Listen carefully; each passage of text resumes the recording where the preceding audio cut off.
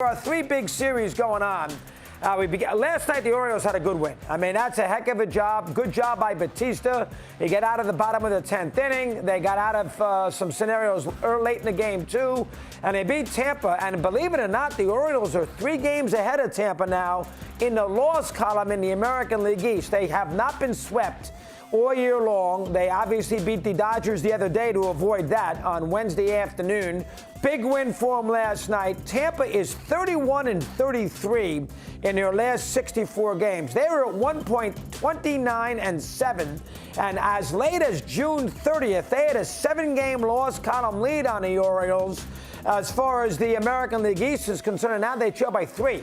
So you're talking about a 3-week period where they have lost 1 million games in a loss column. So they had a 4-game loss column lead. They've lost 7 games in the last 3 weeks. That's a lot of real estate that Tampa has lost. They got a little lazy defensively last night. That hurt them in the middle innings. Obviously, the Oriole bullpen, despite the fact Cano gave up a couple of runs and some hits, Batista did his job. He worries me a little bit, but he's pitched great. I can't argue that. The Orioles got it going right now. And you know what? Sometimes when you lead for the first 2/3 of the race, you can peter out a little bit, and a horse that's sort of laying in the weeds, that's been consistent all year, overtakes you to the finish line, and that's kind of where we are right now in this AL East. The Yankees, the Blue Jays, the Red Sox are not going to compete for the division. And right now, Baltimore, and, you know, they made a trade yesterday to get a little bullpen help from Oakland. Maybe they make a big trade to get a starting pitcher. They need it if they want to make a lot of headway in postseason play. They don't have a dominant starting pitcher. But, I mean, the Orioles got a big offense. They got a lot of young players. They got a good manager. They got a lot of belief. They may not get tired. And some experience from a year ago when they won 83 games. Hard schedule, but that was a big win last night against Tampa. That's a 4-game series. So that is where we begin as far as the weekend is concerned. A lot more on that in a sec.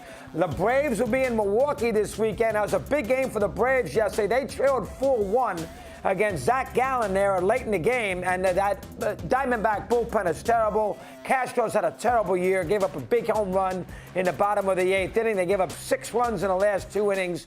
And Arizona, that would have been a great win for Arizona. They, as a result, still won 2 out of 3, but sweeping Atlanta in Atlanta really would have meant something, especially with a 4-1 lead in the late innings. The Braves now go to Milwaukee. The Brewers just went through a 5-1 road trip through Cincinnati and Philadelphia.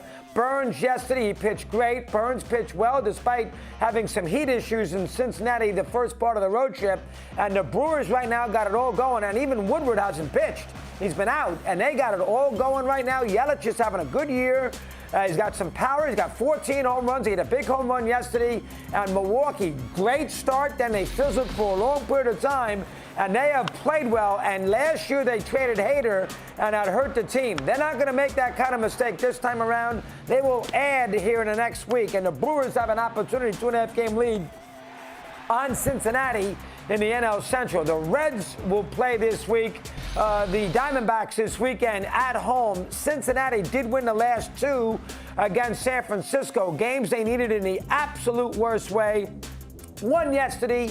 Won, of course, the day before after they lost that doubleheader. That was very important for the Reds, who had lost 6-7 in a row. Young team. See if they find themselves again. You don't think that the second team in this division is going to make the postseason as a wild card team, not with the Phillies and the Diamondbacks and the Giants and to a certain degree the Marlins. So we keep an eye on that. They will play in Milwaukee for the last time this year. They will play this next weekend at Miller Park. So those are some series to keep an eye on. Dodgers-Texas is fun this weekend, too. The Rangers have done a tremendous job of righting the ship when they won 6 straight here to start the second half. Great homestand for them. A 3-team homestand, and they've done an excellent. The Guardians, who they swept, Tampa, who they swept, and now LA comes in. Dodgers, a long road trip to start the second half.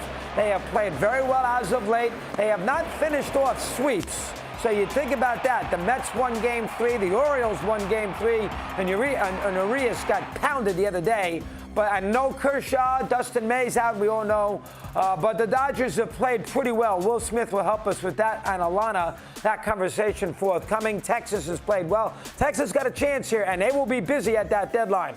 They got a fortune to spend. They already brought Chapman in, and they're in first place. So keep an eye on what the Rangers will do here in the next 7 or 8 days. L.A. comes in. Keep an eye on that. The Yankees are 50-47. It's about time. Here come the Royals. The Red Sox lost 2 games to the A's. They host the Mets. Mets had a terrible loss yesterday.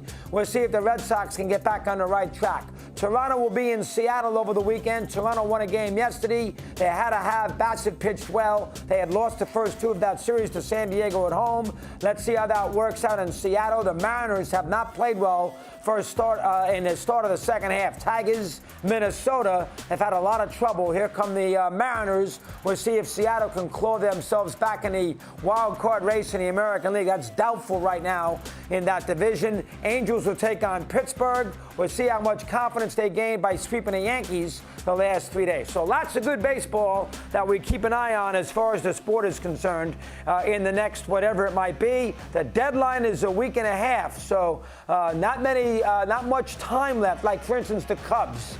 Now the Cardinals are interesting because the Cardinals have played well. They had an easy homestand against the Nationals and the Marlins, in which they won 5 out of 6. They won the last 2 games of the first half in Chicago against the White Sox, and they have not lost a game at Wrigley Field this year. They won yesterday. Stroman has not pitched well at all in the last 5 or 6 starts. I'd be concerned about that with him. He had a good start against the Red Sox, but he's had trouble the last 4 or 5, and we'll see what the Cubs do in the next week. They are not making the playoffs. Do they trade Bellinger? Do they trade Stroman? We'll see what Hoyer does down the road. Cardinals a little better. I wonder if that's changed Mozeliak's opinion about what he might want to do with his trades in the next week, too. So lots to do, lots to talk about, lots to discuss. Alana's here to help us, and she says hello on this Friday morning. Ms. Rizzo, the floor is yours.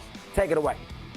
Good morning. I can see Cody Bellinger being traded as far as the Cubs are concerned, Chris. I could see Cody Bellinger in a New York Yankees outfield. But what I really want to talk about in my portion of the brushback is the Baltimore Orioles. We need to give this team a lot more love than we are giving them. First place by themselves since the first time back in 2016. That, by the way, is the last time that they made the postseason, I believe. Back in August of 2016 is the last time that they were in sole possession of first place in the AL East. And they're doing it with not massive names in the rotation. Remember, John Means still on the IL, but Kyle Gibson, Dean Kramer, Kyle Bradish, who goes tonight, Tyler Wells, and of course, Grayson Rodriguez being called up again for the Baltimore Orioles. They're just doing it all the way around. Adley Rutschman is everything they could have hoped for. I am with you that they should sign this young man to a long-term deal right now. Anthony Santander slashing .305 with 3 home runs and 11 runs during an active 17-game on-base streak. Kyle Bradish, who's on the hill tonight,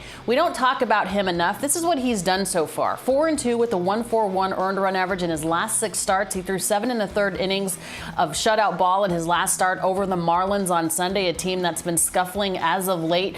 But the Baltimore Orioles, what Mike Elias and Brandon Hyde have done with this team, of course their ownership group as well, is incredibly impressive. We didn't give this team much credit coming into the season. We thought for sure it was going to be the New York Yankees, the Tampa Bay Rays, who we can never, discount. I thought the Boston Red Sox were going to be better, and I picked the Toronto Blue Jays, I believe, to go to the World Series. So it shows you what I know. But the Baltimore Orioles have been really good all season long.